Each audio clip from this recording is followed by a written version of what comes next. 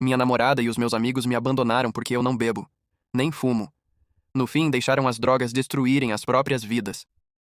Desde pequeno, aprendi que drogas não destroem apenas quem consome, mas todos ao redor. Minha mãe morreu de câncer aos 41.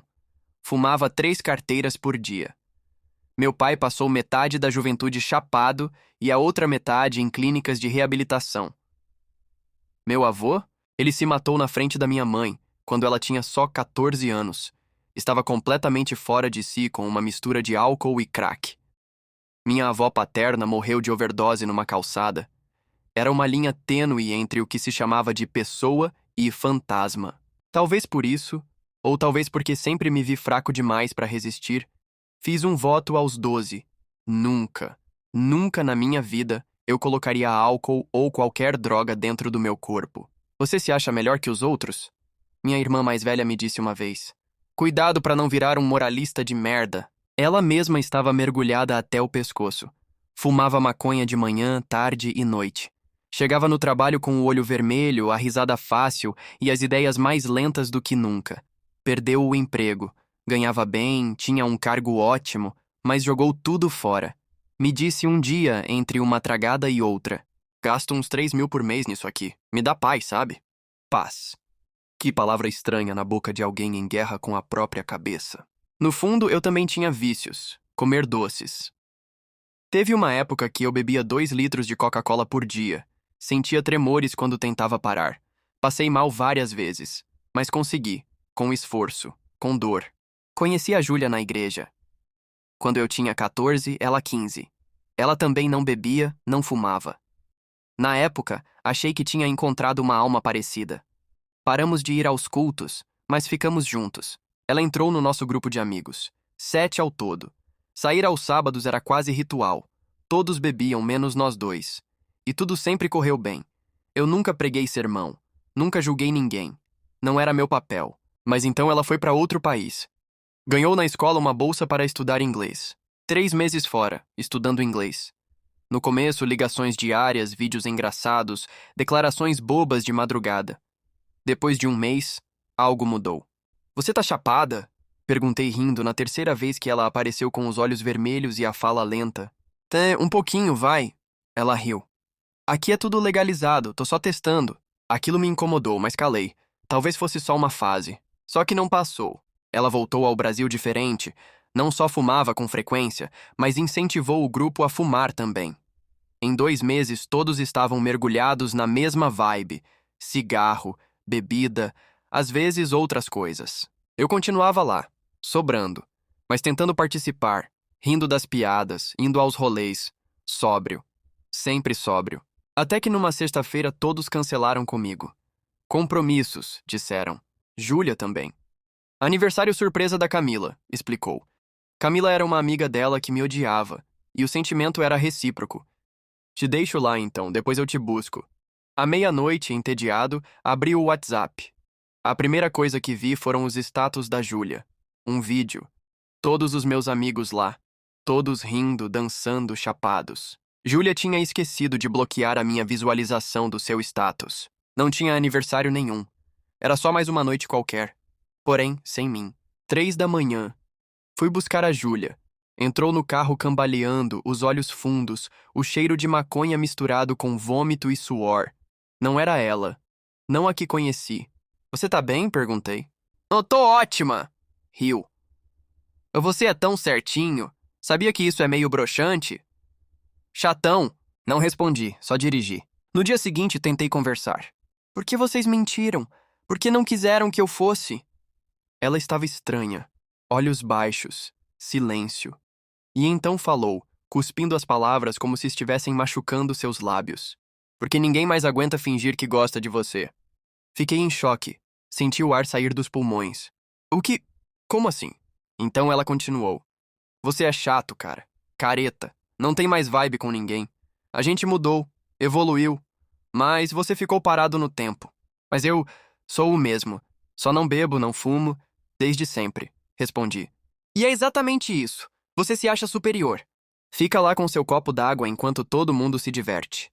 Júlia, eu nunca critiquei ninguém. Você não precisa.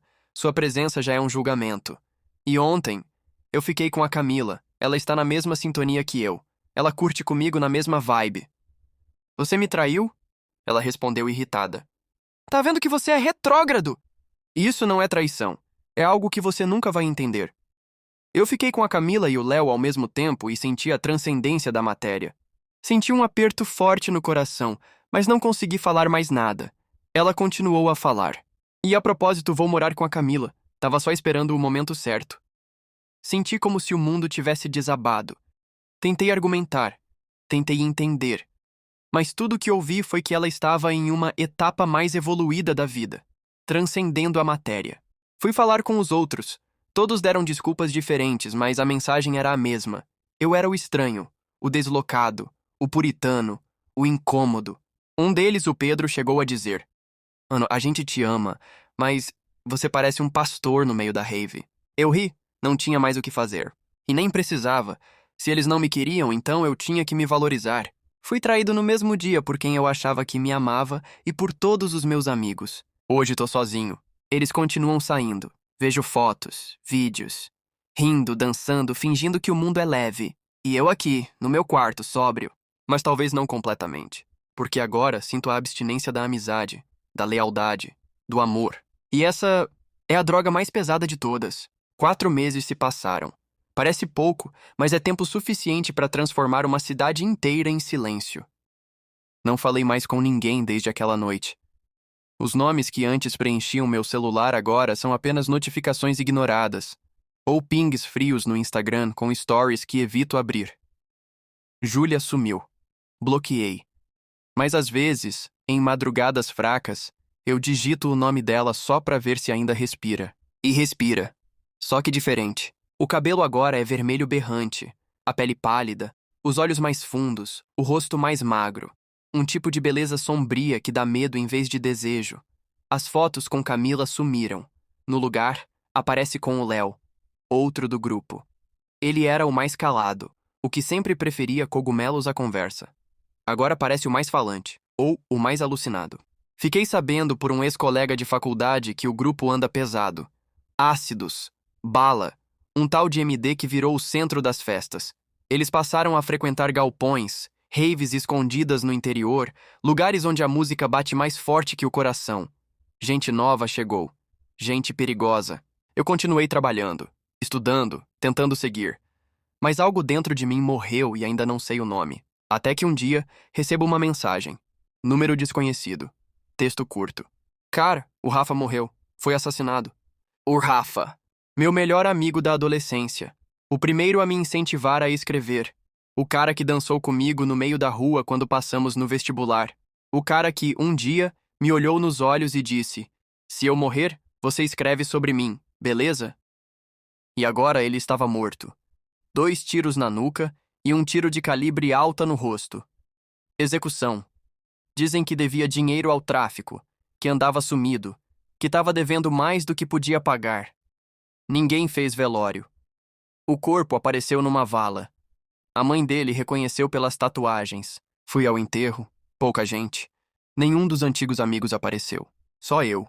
O que todos abandonaram estava presente. Olhei para o caixão como quem olha para um espelho quebrado. Lembrei do Rafa de boné virado, com um sorriso torto e ideias geniais. Lembrei da primeira vez que disse que ia só experimentar um baseado. Lembrei da risada dele me chamando de careta. E ali, diante do silêncio da cova, eu chorei como quem perde não só um amigo, mas um pedaço inteiro da própria história. Fico pensando como uma pessoa escolhe destruir a própria vida por uma falsa sensação. Já se foram 1 ano e 8 meses que Rafa se foi. Mas a vida continua. O mundo não para de girar. Hoje o céu amanheceu pesado. Choveu forte, como se o mundo soubesse o que viria. Ligaram da delegacia. Ah, você é o... dizendo o meu nome. Conhecido da Júlia? Meu coração disparou. Então, o que aconteceu? Ela e o Leonardo foram presos hoje de madrugada. Tentaram assaltar um posto de gasolina com uma faca e um simulacro de arma. Estavam completamente alterados. Silêncio. Não consegui responder. O policial continuou. Encontramos cápsulas de droga sintética com eles. Além disso, há outros boletins em aberto. A situação é complicada. Eles disseram que você mandaria um advogado. Respondi. Olha, policial, eu não falo com eles há alguns anos. Eles me expulsaram da amizade por ser certo demais. Por favor, diga a eles que obrigado por terem me abandonado.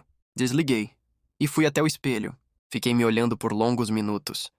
Eu, de barba por fazer, olhos marcados pelo cansaço. Vivo, sóbrio, mas cansado. Pensei em Júlia. Na última vez que vi seus olhos. Pensei no Léo, no Rafa. Pensei em tudo que perdi. E em tudo que recusei a perder. Resumindo, eu não perdi foi nada. Me sentei e comecei a escrever. Porque essa é a única droga que me salva. Palavras. E hoje escrevo para dizer: às vezes resistir não faz de você um herói. Faz de você um solitário. Mas ainda assim, inteiro.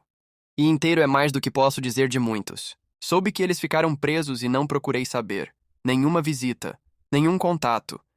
Mas sou grato por terem me mostrado que eram há alguns anos. Júlia e Léo ficaram 3 anos presos, e apenas essa é a informação que tenho. Continuei a minha vida em paz e me dedicando, e com o tempo ela ficou melhor do que eu imaginava. Terminei a faculdade. Passei num concurso. Comecei a dar aulas em um colégio público de periferia, e ali aprendi mais sobre dor, coragem e resistência do que em qualquer sala de aula que já estive antes. Foi num curso de formação continuada que conheci Clara. Ela era assistente social, falava com calma e convicção, como quem sabe que o mundo pode ruir e mesmo assim acredita na reconstrução. Tinha um sorriso que desarmava, olhos que escutavam antes de qualquer palavra. No nosso primeiro encontro falamos sobre literatura, drogas, espiritualidade, política e sobre os abismos que atravessamos na juventude. Eu contei sobre o Rafa, sobre a Júlia, sobre tudo que deixei para trás. E ela não recuou. Pelo contrário, você não fugiu. Você sobreviveu. Agora precisa transformar isso em ponte, não em prisão. Foi dela a ideia de começar o voluntariado. Começamos indo uma vez por mês numa clínica de reabilitação. Depois, toda semana. Depois, era parte de quem éramos. Ali, entre histórias cortadas e olhares desesperados, redescobri o valor da escuta. A força de simplesmente estar. E aos poucos vi algo florescer onde antes só havia terra queimada. Casei com Clara 1 ano depois. Uma cerimônia pequena. Música boa. Pessoas sinceras. Chorei ao vê-la entrar. Pensei em quantas vezes achei que jamais teria alguém do meu lado. Mas ali estava ela. Inteira, firme, com os mesmos princípios e o mesmo desejo de transformar dor em caminho. Foi numa quinta-feira que tudo mudou. Chegamos à clínica como sempre. Clara levava um bolo. Eu, alguns livros que costumava doar. Trocávamos abraços, ouvíamos histórias. Era mais um dia como tantos outros. Até que eu vi. No canto do salão. Sentada, olhando para o chão. Magra, com os ombros curvados. A tatuagem no pulso me doeu mais do que qualquer palavra. Júlia! O tempo não foi gentil com ela. O rosto estava abatido, com marcas que escondiam a antiga beleza, os olhos apagados. Mas era ela. E mesmo sem me ver, eu soube. Ela lembrava de mim. Clara percebeu meu silêncio e seguiu meu olhar. Você a conhece? Sussurrou. Assenti. Respirei fundo. Andei devagar até ela. Júlia! Ela levantou os olhos como quem acorda de um coma. Me encarou por longos segundos. A boca se abriu, mas nenhuma palavra saiu. Depois, lágrimas. Silenciosas, puras, pesadas. Você... Ela tentou dizer. Sou eu. Ela balançou a cabeça, confusa. Você tá diferente. Você também. Silêncio. Clara se aproximou, segurou minha mão. Essa é minha esposa, Clara. Júlia sorriu fraco, mais como um pedido de desculpa do que qualquer outra coisa. Eu fiz tanta merda. Balancei a cabeça e disse. Mas agora você tá aqui, isso já é muito. Ela baixou os olhos, e eu me sentei ao lado dela. Nenhuma acusação, nenhuma cobrança. Só a presença. Como deveria ter sido desde sempre. Conversamos por 1 hora. Sobre o tempo, sobre o Rafa, sobre tudo que foi perdido. Ela falou de noites frias nas ruas, de overdoses, de medo, mas também falou de vontade de viver. Pela primeira vez em muito tempo, havia esperança em sua voz. Nos despedimos com um abraço demorado, sem promessas, só respeito. Alguns meses depois, Júlia concluiu o tratamento. Recebeu alta.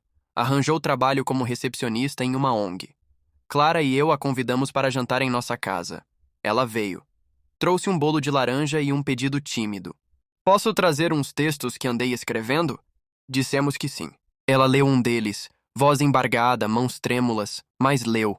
E era lindo, era forte, era verdadeiro. Depois daquele dia, ela nunca mais saiu de nossas vidas. A dor não se apaga, mas pode se transformar. E Júlia, enfim, estava virando página. Assim como eu. Eu pensei muito antes de escrever essas últimas linhas. O que vivi com Júlia, Rafa e tantos outros me ensinou mais do que qualquer livro ou diploma. Me ensinou que quem está afundado nos vícios muitas vezes olha ao redor como se estivesse em guerra, com a sociedade, com os pais, com o sistema, com qualquer um que ouse estender a mão. Dizem que não precisam de ajuda. Dizem que são livres, que são evoluídos, que sabem mais da vida do que aqueles que vivem presos à rotina, à moral, à família, à fé. Mas a verdade é que, por dentro, estão gritando, e é por isso que tantos julgam antes de serem julgados. Por medo, por vergonha, porque é mais fácil atacar do que admitir que não conseguem mais sair sozinhos. Júlia um dia me disse: eu achava que todos estavam contra mim, quando na verdade eu era minha maior inimiga. Dói ouvir isso. Dói mais ainda viver isso. As drogas não tocam apenas o usuário. Elas entram na alma da família. Invadem o sono dos pais, a paz dos irmãos, a vida dos amigos. Corrói vínculos, destrói esperanças, apaga futuros que nunca se concretizarão. Rafa morreu devendo ao tráfico, um garoto brilhante que só queria pertencer. Júlia sobreviveu, mas deixou um rastro de dor que ainda se sente nos olhos da mãe, nas palavras engasgadas do irmão. E eu, por muito pouco, não fui mais um. Sim, é possível recomeçar, mas ninguém sai de um vício ileso. Cada escolha tem um preço. Cada fuga cobra um pedaço de alma. Se você ama alguém que está nesse caminho, nunca ache que é culpa sua. Mas também nunca desista. Às vezes, sua presença silenciosa pode ser o último fio que segura aquela pessoa à vida. E se você está nesse caminho, pare. Por você, por quem te ama, por tudo que ainda pode ser. O mundo já tem escuridão demais. Seja a luz que você precisava quando tudo parecia perdido. A vida não precisa ser perfeita, mas ela merece ser vivida com lucidez, com verdade e, principalmente, com amor. Obrigado por ter acompanhado a minha história até o final. Deixe o seu comentário. Curta e compartilhe. Até a próxima!